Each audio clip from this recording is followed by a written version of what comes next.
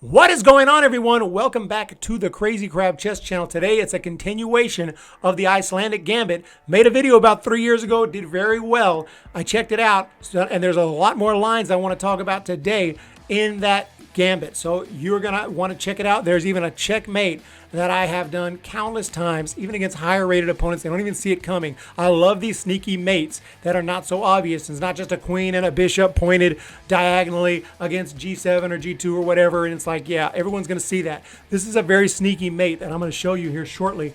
But how we get into Icelandic Gambit is with the Scandi. So after E4, you play D5. Pawn's going to grab, go to knight F6. Knight to F6, and then oftentimes they'll pre-move this move just because they think it's going to be a queen capture, and they'll be kind of shocked, like, whoa, what's going on? Take with the knight, knight takes, queen in the middle, but no knight to drive her away. I like this. Just one little move to keep in mind if you are to run to this position, which you will a lot with the Scandinavian or with the Alekines. If your opponent plays this move, which I see a lot, right, just to try to fianchetto the bishop, don't miss this opportunity. Check, and you're taking the rook. Just keep that in mind. Once you've taken the rook, make sure to get the queen out of dodge as soon as possible. Don't get her trapped, but this is absolutely winning for black. Just a little line there to show you. But what we're looking at today is not this line, rather this line, because white is desperate to hang on to the pawn. Nothing more sweet than gambiting a pawn and then watching your opponent do everything in their power to hang on to that pawn while you get a better position. E6, pawn takes, bishop takes, and here we have the Icelandic Gambit. And the main move to look at is D4. There are some other moves we'll look at maybe in a third video, but today I want to still look at this move because it's the most common, and I love this check. Boom, bishop B4 check. Last video I focused more on bishop D2. I did a little bit of knight to C3, but as I played more, I realized it's always knight to C3. Like 85% of the time I'd say it's knight to C3. The rest is bishop to D2. So after knight C3, we throw in this move, knight to E4. And now white has to be very careful. There are so many moves that look obvious that break the connection between a piece and a pawn, such as knight to E2 that I showed in my last video. Breaks up this connection. Bishop can take. We got our pawn back, and we're threatening all kinds of stuff. Even something simple like E3, you don't even have to move that. You can play queen H4, and here's one of those mates I'm talking about. Most of my opponents see this. I have mated opponents who take the bishop and then get mated here. So just keep that in mind. More likely, they're going to play G3. So they're weakening their pawn structure a little bit. Take here. That way, this is check, so your queen is safe for the moment. And after the capture here, you can come back here, defending the knight and also threatening a discovered attack on the king. Very beautiful here. But let's back up a little bit. Instead of the knight to E2, the main thing I want to show in this video is bishop to D2. And again, where is the connection broken here? It's broken between this queen and this pawn. You take here.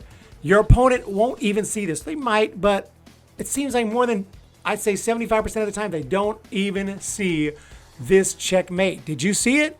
You're threatening a mate right here. But it's not that obvious because it's the knight. It's not like a bishop here or something pointed. It's just not, white doesn't see it a lot. It's crazy. And what white will do here, what's the most obvious move, right? To get rid of the queen and develop a piece? They just develop the knight. This game's over. It happens all the time. Or sometimes they'll play this. This game's over. Sometimes they want to castle. They'll bring the queen here. This game's over. Any move that allows this mate, you will mate. So just keep that in mind. But this position right here, black is clearly better right here. There's not a lot of moves. Oftentimes he will take here if he sees it.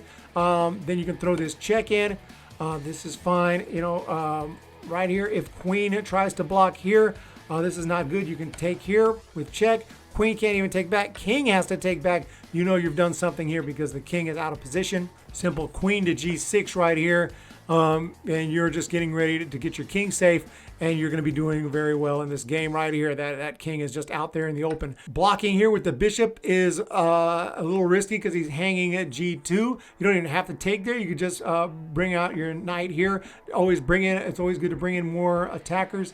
Something like this. He sees it. All of a sudden, it's like, uh-oh, G2 is being attacked. So he plays a move like this. You're going to play your queen here to G6. You're still attacking here. He's like, uh-oh, we're going to play now. G4, continue to push, push, push. So let's take a look at this position here. Is anything like immediate? I mean, this bishop is attacked. I don't really want to trade pieces. But right now, he could take here, right? What about now? King is safe. Rook pointed towards the queen. If he tries to take here, he loses his queen, so he can't. This is devastating. I mean, you can see right here, black completely winning here. There is really not a good move. If he tries to do anything, like develop something, you have a double attack here, and the only protectors are the queen and the king, and that's terrible. And you're attacking with a bishop and a rook. I mean, this is just devastating right here. Not a whole lot that white can do here. Might have to end up sacrificing his queen. So that's just one line here. If this happens, although this is probably the best move. That's why this is no good. This is no good. So this is the only move that is even on the table right here. And again, like, is there something immediate right here?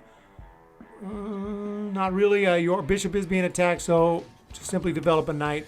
This is fine. If bishop wants to take here, knight takes back. You're threatening a check and pick up the rook. Threatening a lot here. Black is a lot better. Can't castle right now because the queen, or you can castle kingside, but you can't castle queenside yet, which would be cool if we could castle queenside at some point. As this check is being threatened as well. Lots of things are being threatened. If just look at a3, something like that, well, that's when we throw in this check. So pick up the rook, and if he tries to move the king, he's gonna get checkmated here very shortly. Actually, now we can castle. We're gonna win the queen. We're actually gonna win the game right here. So those are some lines here. Like the two obvious moves that I see here mostly are knight here, bishop here. It's all bad right here. Bishop to e2 right here is another move they could try, but it's pretty rare because they can see what's going to happen here because there's too much the threat. This is the threat they really want to deal with because knight can now take here, and if he takes back, you take with the bishop, and as you can see, big problems there. So that's why that move's no good. So white, what's the good move here? What's the move? Queen here, I showed in the last video, and then bishop to f5. Eyeing this queen is actually one of the better options, and this is just freaking terrifying.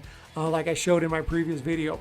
So many possibilities that you should learn, but the main one I wanted to show you today, and I'll review that one, is this checkmating idea.